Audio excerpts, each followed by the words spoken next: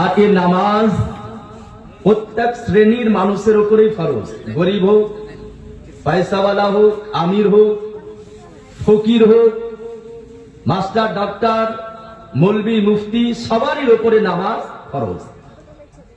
আমরা নামাজ ছোট থেকে পড়ে আসছি, আমাদের পূর্বপুরুষ তিনারাও পড়েছেন।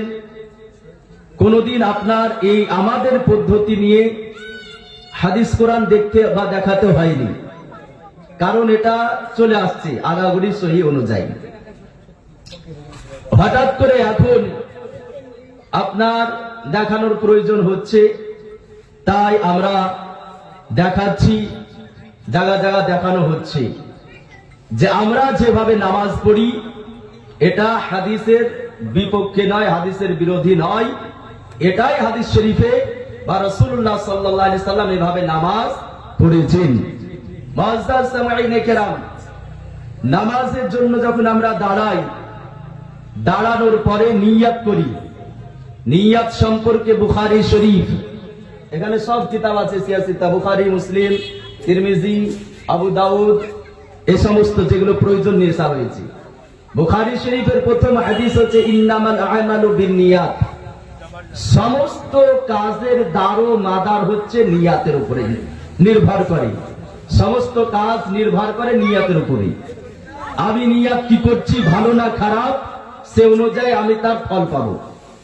তা আমরা নামাজে নিয়াত করি, মুখে উচ্চারণ করে যে নিয়াত, এটা আপনার মুস্তাহাব কাজ।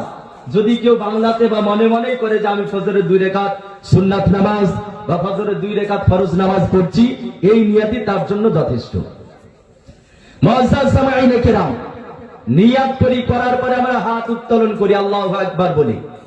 এবার হাত উঠাবো কত দূর, কত দূর পর্যন্ত হাত উঠাতে হবে, আর রাসূলে কায়নাত সাল্লাল্লাহু আলাইহি সাল্লাম কত দূর উঠিয়েছেন সে সম্পর্কে হাদিস শরীফ। মুআজ্জাজ সামাঈনে কেরাম,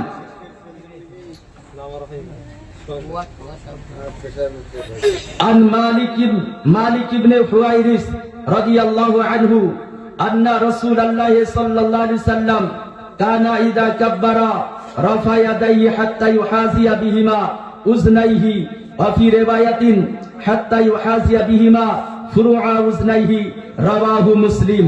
হযরতে মালিক ইবনে হুয়াইরিস রাদিয়াল্লাহু তাআলা আনহু থেকে বর্ণিত, তিনি বলেন রাসূলুল্লাহ সাল্লাল্লাহু আলাইহি সাল্লাম যখন তাকবীর বলতেন तो নিজের 2 हाथ मुबारक उठातेন, उन्हें अपने दोनों कानों के बराबर कर देते, 2 हाथ के নিজের কান পর্যন্ত করে দিতেন।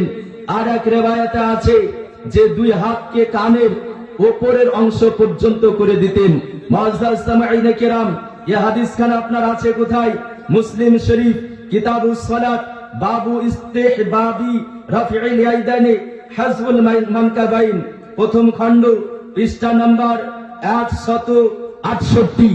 তাহলে বুঝা কি গেল, আল্লাহর নবী, দয়ার নবী, মায়ার নবী, দোনো জাহানের মালিক ও মুখতার পয়গম্বর যখন নামাজ শুরু করেছেন, নামাজের তাকবীর বলেছেন, নিজের 2 হাত মুবারক কান পর্যন্ত উঠিয়েছে, কান পর্যন্ত হাত উঠানো, এটা রাসূলুল্লাহর সুন্নাত, বলুন সুবহানাল্লাহ। মুআজ্জাজ সামাঈনে কেরাম, তাহলে আমরা যেভাবে যে পদ্ধতিতে নামাজ পড়ি, আমরা নিয়াত করার পরে তাকবীরে তাহরিমার পরে আমরা হাত উত্তোলন করি কান পর্যন্ত, আর এই কান পর্যন্ত হাত উঠানোর কথা স্বয়ং রাসূলুল্লাহ বলেছেন, বা নবীর আমল এটা যে নবী কান পর্যন্ত হাত উঠিয়েছেন। মুআজ্জাজ সামাঈনে কেরাম, কান পর্যন্ত হাত উঠানো হলো, তারপরে আমরা কি করি, হাত বাঁধি।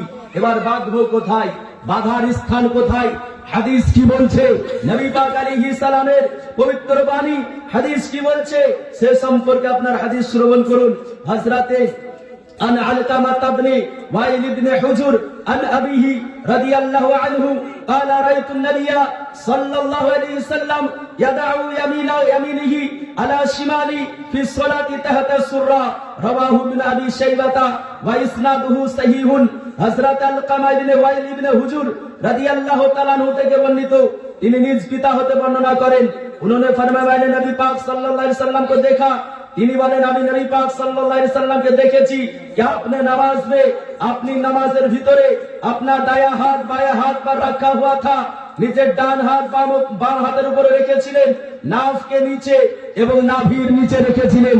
মুআজ্জাজ সামাঈনে কেরাম, বুঝা কি গেল আল্লাহর নবী, দয়ার নবী, মায়ার নবী, দোনো জাহানের মালিক ও মুখতার পয়গম্বর নিজের হাতকে আপনার ডান হাত বাম হাতের উপরে রেখে নাভির নিচে হাত রেখেছিলেন। বুঝা এটাই গেল যে আপনার নামাজের ভিতরে হাত নাভির নিচে রাখা এটাই নবীর সুন্নাত। মুসলমান মুআজ্জাজ সামাঈনে কেরাম, এই হাদিস কারা কোথায় আছে?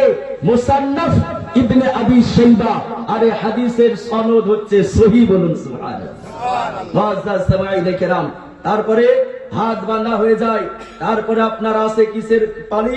সেটা হচ্ছে কেরাত। যদি আমরা ইমামের পিছনে পড়ি তাহলে কেরাত করি না, আর একা একই যদি পড়ি তাহলে আপনার কেরাত করি। তো একা একই পড়ার জন্য কেরাত করতে হবে, আর ইমামের পিছনে যদি আমি পড়ি তাহলে আমার কেরাত করতে হবে না। এটার প্রমাণ কি? কোরআন শরীফ আল্লাহ তাআলা বলেন, قال الله تعالى اذا قرئ القرآن فاستمعوا له وانصتوا لعلكم ترحمون। যখন কোরআন পড়া হবে তখন তোমরা কান লাগিয়ে শুনো এবং চুপ থাকো, তাতে তোমাদের উপরে খোদার রহমত নাজিল হবে। বলুন সুবহানাল্লাহ। কোরআন শরীফ যখন তেলাওয়াত করা হবে তখন তোমরা কান লাগিয়ে শুনো এবং চুপ থাকো, তোমাদের উপরে খোদার রহমত নাজিল হবে। মুআজ্জাজ সামাঈনে কেরাম, হাদিস শরীফে কি বলছে দেখুন, আল্লাহর নবী বাণী কি বলছে? আন আবি হুরায়রা রাদিয়াল্লাহু তাআলা আনহু قال قال رسول الله صلى الله تعالى عليه وسلم انما جعل الامام ليتم به فاذا كبر فكبروا واذا قرأ فانصتوا رواه الخمسة الا الترمذي هذا حديث صحيح। হযরত আবু হুরায়রা রাদিয়াল্লাহু তাআলা আনহু থেকে বর্ণিত, রাসূলুল্লাহ সাল্লাল্লাহু আলাইহি সাল্লাম বলেছেন, ইমাম এই জন্য তৈরি করা হয় যে তার ইক্তেদা করা হবে, তাকে স্মরণ করা হবে। পাঁচ যাব তাকবীর কাহে, যখন সে তাকবীর বলবে তুম ভি তাকবীর কহো, তোমরাও তাকবীর বলবে। আর জব কেরা ও কেরাত করে, যখন সে কেরাত করবে কোরআন শরীফ পড়বে, তুম খামোশ রহো, তোমরা চুপ থাকো। এই হাদিসকে ইমাম তিরমিজি বাদ দিয়ে সিহাসিত্তার 6 জন ইমামের মধ্যে তিরমিজি বাদ দিয়ে 5 জন ইমাম নিজ নিজ গ্রন্থে এই হাদিস কানাকে আপনার লিপিবদ্ধ করেছেন। বলুন সুবহানাল্লাহ। মুআজ্জাজ সামাঈনে কেরাম, তো বুঝা কি গেল আল্লাহর নবী, দয়ার নবী, দোনো জাহানের মালিক ও মুখতার পয়গম্বর নিজের উম্মতকে এটাই শিক্ষা দিলেন, বলে তোমরা যখন জামাতের সহিত নামাজ পড়বে, ইমাম থাকবে, তখন ইমাম এই জন্য তৈরি করা হয় যে তাকে অনুসরণ করা হবে, তার ইক্তেদা করা হবে, তার পেরোবি করা হবে। যখন সে তাকবীর বলবে তোমরাও তাকবীর বলো, যখন সে রুকু করবে তোমরাও রুকু করো। কিন্তু ফানসি ফাইজা করা, কিন্তু যখন সে কেরাত করবে ফানসিতু, তো তোমরা চুপ হয়ে যাও। বলুন সুবহানাল্লাহ। মুআজ্জাজ সামাঈনে কেরাম, এবার কেরাতের পরে পালি আছে রুকু। রুকু যাওয়ার পূর্বে একটা কাজ হয় এই, হয় কি না? রফে ইয়াদাইন। রফে ইয়াদাইন সম্পর্কে আপনার হাদিস শরীফ কি বলছে? তারপরে একটা আপনার তারপরে যেটা আছে সেটা হচ্ছে আমিন। সূরা ফাতিহা শেষ করার পরে আমিন বলতে হয়। বুখারী শরীফ প্রথম খণ্ড 8 পৃষ্ঠার ভিতরে হাদিস কানা আছে। ফাইজা কারা 8 পৃষ্ঠার মধ্যে আছে, আন্না রাসূলুল্লাহ সাল্লাল্লাহু আলাইহি ওয়াসাল্লাম ক্বালা ইযা ক্বালা আল ইমামু গায়রিল মাগদুবি আলাইহিম ওয়ালাদ দাল্লিন ফাকুলু আমিন ফাইন্নাহু মা ওয়াফাকা কাউলুহু ক্বালা আল মালায়েকাতু গফিরা লাহু মা তাকাদ্দামা মিন যামবি রাওয়াহু বুখারী ওয়া মুসলিম ওয়া নাহওয়াহু। হযরত রাসূল কায়নাত সাল্লাল্লাহু তাআলা আলাইহি ওয়াসাল্লাম বলেছেন, যখন ইমাম গায়রিল মাগদুবি আলাইহিম ওয়ালাদ দাল্লিন বলবে ফাকুলু আমিন, তো তোমরা আমিন বলো। মা ওয়াফাকা তামিনাহু তামিনাল মালায়েকা, যার আমিন ফেরেশতার আমিনের মতন হবে। মা তাকাদ্দামা মিন যামবি, তো আল্লাহ তাআলা তার পূর্বের গুনাহকে ক্ষমা করে দিবেন। বলুন সুবহানাল্লাহ। মুআজ্জাজ সামাঈনে কেরাম, এই হাদিস থেকে বোঝা কি গেল, যখন সূরা ফাতিহা শেষ করা হয় তো শেষে আপনার ফেরেশতাগণ আমিন বলেন। আল্লাহর নবী বলেন ফেরেশতাগণ আমিন বলেন, কারণ হচ্ছে ফেরেশতাদের আমিনের মতন বলেছেন। ফেরেশতাদের আমিনের মতন যদি হয় তাহলে আল্লাহ আপনার পূর্বের গুনাহ ক্ষমা করবে। মুসলমান, আজ ভারতবর্ষে তো ভারতবর্ষ, আপনার হরিপুর তো হরিপুর, সারা বিশ্বের বুকে কোন এমন ইতিহাস তৈরি হয়নি যে কোন জায়গায় আপনার নামাজ চলছিল, নামাজ চলাকালীন কোন মসজিদে আল্লাহর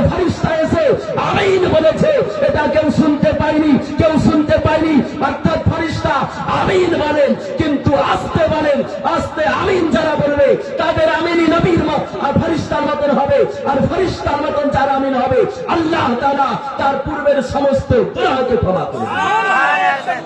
আল্লাহু আকবার ইয়া রাসূলুল্লাহ জিন্দাবাদ। মুআজ্জাজ সামাঈন کرام, তো বলতে হবে আমিন আস্তে, এবং একবারে পুরোপুরি আপনার আস্তে বলার হাদিসও আছে। তরজমা করার সময় নাই, শুধু শব্দটা আপনাকে বলে দিই। ক্বালা আমিন ওয়া আখফা বিহা সাউতাহু, যখন তোমরা আমিন বলবে তোমাদের আওয়াজ নিচু রাখো, বলেন সুবহানাল্লাহ। এই হাদিসখানা আপনার আছে কোথায়? এর সনদে ইজতিরাব আছে। হাদিসখানা আছে আপনার মুসনাদ আহমদ, তিরমিজি আবওয়াবুস সালাত, বাবু মাজা ফি তামিন, তারপর আবু দাউদ দারে তাইয়াসি দারে কুতনি কিতাবুস সালাত বাবু তামিন, মুস্তাদরাক হাকিম কিতাবুত তাফসির বাবু আমিন, এরকম ভাবে বহু কিতাবের ভিতরে হাদিসখানা আছে। তারপরে আপনার নাম্বার আছে এবার রফায়াদাইন। রফায়াদাইন সম্পর্কে আল্লাহর নবী পাক আলাইহিস সালাম কি বলেছেন? আর আল কামাতা ক্বালা আব্দুল্লাহ ইবনে মাসউদ রাদিয়াল্লাহু আনহু আলা উসাল্লি বিকুম সালাত রাসূলিল্লাহ সাল্লাল্লাহু আলাইহি ওয়াসাল্লাম ফাসাল্লা লাম ইয়ারফা ইয়াদাইহি ইল্লা ফি আউয়ালি মাররা রাওয়াহু সালাসাতু ওয়া হুয়া হাদিসুন সহিহুন। হযরত আল-কামা রাদিয়াল্লাহু তাআলা আনহু থেকে বর্ণিত, তিনি বলেন হযরত আব্দুল্লাহ ইবনে মাসউদ রাদিয়াল্লাহু তাআলা আনহু তিনি আপনার সাহাবীদের মাঝে আসলেন। আসার পরে বলেন, আমি কি তোমাদেরকে রাসূলুল্লাহর নামাজ পড়ে দেখাবো না? আমি কি তোমাদেরকে রাসূলুল্লাহ নামাজ পড়ে দেখাবো না? তখন সকলে বললেন হ্যাঁ পড়ান। তো ফাসাল্লাহ, তিনি নামাজ পড়লেন। লাম ইয়ারফা ইয়াদাইহি, নিজের হাত আর উঠালেন না। ইল্লা ফি আউয়ালি মাররা, বরং তিনি শুধুমাত্র প্রথমবার হাত উঠিয়েছেন, অর্থাৎ তাকবীরে তাহরিমার সময় আল্লাহু আকবার বলে হাত উঠিয়েছেন, তারপরে আর হাত উত্তোলন করেননি। বোঝা কি গেল মুসলমান? নামাজের রফায়াদিন রাসূলুল্লাহ সাল্লাল্লাহু আলাইহি সাল্লামের বিখ্যাত সাহাবী হযরত আব্দুল্লাহ ইবনে মাসউদ রাদিয়াল্লাহু তাআলা আনহু পড়িয়েছেন। তিনি বলেছেন রাসূলুল্লাহ এভাবে নামাজ পড়েছেন, তাহলে নবীর নামাজ হচ্ছে রফায়াদাইন। বাদ দিয়ে মুসলমান, আল্লাহ তাআলা আমাদের সকলকে সঠিক বোঝার, সঠিক শোনার, সঠিকের উপরে আমল করার তৌফিক দান করেন। মুসলমান, শেষে একটি হয় কাজ, সেটা হচ্ছে আপনার নামাজ শেষ করার সময় আত্তাহিয়াত পড়ি। আত্তাহিয়াত পড়ার সময় আমরা আপনার আঙ্গুল দিয়ে ইশারা করি যে আপনার ইশারা করি আশহাদু আল্লা ইলাহা ইল্লাল্লাহ। তো এটা আপনার এরকম লড়ানো চালানো যাবে কিনা? হাদিস কি বলছে আপনার সে সম্পর্কে হাদিস দেখুন। وعن عبد الله ابن الزبير أنه ذكر أن النبي صلى الله عليه وسلم كان يشير بإصبعه إذا دعا ولا يحركها। হযরত আব্দুল্লাহ ইবনে জুবাইর রাদিয়াল্লাহু তাআলা আনহু বর্ণনা করেন যে নবী সাল্লাল্লাহু আলাইহি ওয়াসাল্লাম নামাজে তাশাহুদ পাঠ কালে, অর্থাৎ আত্তাহিয়াত পড়ার সময় আঙ্গুল দ্বারা ইশারা করতেন, আঙ্গুল দিয়ে আপনার ইশারা করতেন, আর আঙ্গুল ওঠা নামা ও নড়াচড়া করতেন না। আঙ্গুলকে বারবার ওঠা নামা বা নড়াচড়া করতেন না। নবী পাক আলাইহিস সালাম আঙ্গুল দিয়ে শুধুমাত্র আপনার ইশারা করতেন, আঙ্গুলকে বারবার নড়াচড়া করতেন না। বোঝা কি গেল? নামাজে আত্তাহিয়াতের সময় আপনার আঙ্গুল দিয়ে ইশারা করতে হবে, এটাই রাসূলুল্লাহর সুন্নাত। নড়াচড়া নবী বলেছেন ওয়ালা ইউহাররিকুহা, আঙ্গুলে তোমরা হারকাত দিও না, নড়াচড়া করায়ও না, এটা নবীর হুকুম। মুসলমান, আল্লাহ তাআলার কাছে দোয়া করি আহলে সুন্নাত ওয়াল জামাত অর্থাৎ হানাফি যারা আছে তারা যেভাবে নামাজ পড়ে এটা হাদিসের বিরোধী নয়। কান পর্যন্ত হাত উঠাতে হবে, হাদিসে প্রমাণ আছে। নাভির নিচে হাত বাঁধতে হবে, হাদিসে প্রমাণ আছে। আমিন আস্তে বলতে হবে, হাদিসে প্রমাণ আছে। ইমামের পিছনে কেরাত করতে হবে না, হাদিসে প্রমাণ আছে। তারপরে রফায়াদাইন করতে হবে না, হাদিসে প্রমাণ আছে। আর তাশাহুদে বসে আঙ্গুল নাড়াতে হবে না, হাদিসে প্রমাণ আছে। বুঝা কি গেল মুসলমান? হানাফি যারা নামাজ যেভাবে পড়ছে হাদিসের আলোকে সঠিক নামাজ পড়ছে। আল্লাহ তাআলা আমাদের সকলকে সঠিক বোঝার, সঠিক শোনার, সঠিকের উপর আমল করার তৌফিক দান করেন। সকল মিলে আল্লাহুম্মা আমিন। ওয়া আখিরি